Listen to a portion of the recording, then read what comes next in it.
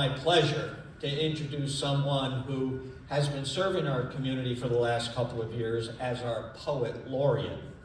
This idea was conceived out of the Ridgefield Library, and I know Brenda McKinley and Andy Forsythe are here somewhere today. Raise your hands, please. Where are you? There they are over here. I want to thank them for their idea and their hard work and bringing a Poet Laureate to Ridgefield. Thank you, Brenda. And that person is Barb. She's been a longtime Ridgefield community member, a beloved community. She has made it that community. Her poetry, you'll soon learn, is outstanding. She's been a teacher at Scotts Ridge Middle School for many, many years and has an unbelievable husband, he asked me to say that. So without further ado, I would like to introduce Ridgefield's Poet Laureate, Barb.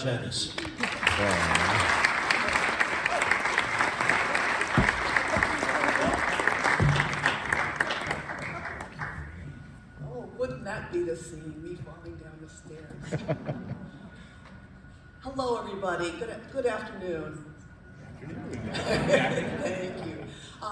As Rudy has mentioned, as Ridgefield's Poet Laureate, this is my third year and my final time reading as Poet Laureate because my term is expiring.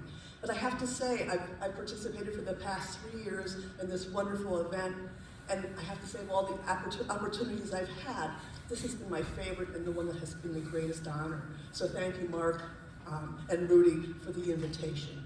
My husband and I moved here to town 24 years ago, and it's hard to believe that this event has been taking place even longer than we've lived here. We came here because we loved the spirit of Ridgefield, and that's what this poem is about. That spirit that binds us together, makes us a beloved community, and makes us special in the world, as far as I can see, the world at large. So you'll see in this poem many quotes that I've gleaned from various speeches and readings from Dr. King that have to do with service. Because one of his great thoughts was, life's most persistent and urgent question is, what are you doing for others? The name of the poem is The Spirit Lives. When the woes of the world set us to worry, set us to wonder if all goodness is gone, we need only to look around. The Spirit lives in Ridgefield. Dr. King said, not everybody can be famous, but everybody can be great, because greatness is determined by service. That spirit lives in Ridgefield. You don't have to have a college degree to serve, he said. You don't have to make your subject and verb agree to serve, he said. You only need a heart full of grace, a soul generated by love. That spirit lives in Ridgefield. And didn't Dr. King have the audacity to believe that peoples everywhere can have 3 meals a day for their bodies, education and culture for their minds, and dignity, equality, and freedom for their spirits? That spirit lives in Ridgefield too. We're small but mighty. Angels often come that way, you know.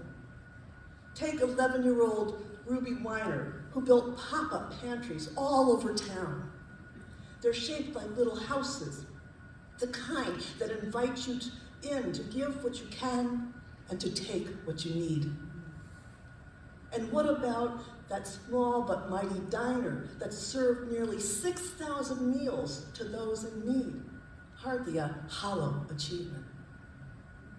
Or those meals that come on wheels 365 days a year. Or the mobile pantry, a veritable grocery store on the go that welcomes all. 3 meals a day for bodies, and no mind can be hungry here either. not with our warehouse of words and wonder, where ideas and knowledge are yours for the asking. All you need is one small but mighty card. And when it comes to dignity, equality, and freedom for their spirits, there's a better chance here in Ridgefield, a place of great prospects, a home of great pride, a sphere of love and inclusion, including that lion of a lady we honor today. The spirit lives in Wendy. We are neighbors helping neighbors. Just ask the moving man who delivered Thanksgiving meals to scores of family and then helped an elderly Ridgefielder move to her new home, never stopping to ask for a single red Ridgefield cent. Or that mean green man who delivers toys and smiles each holiday season, turning fun into needed finances, sure as a Grinch getting its wings.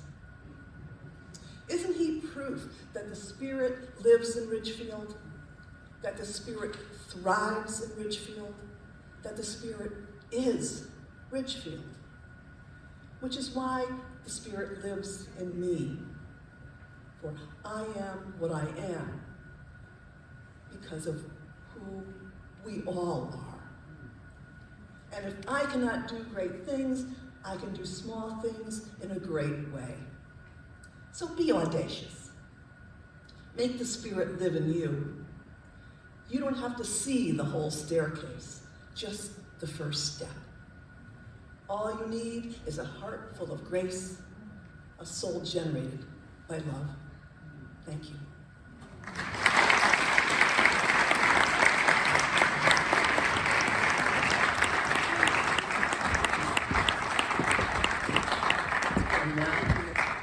The Ridgefield Chorale.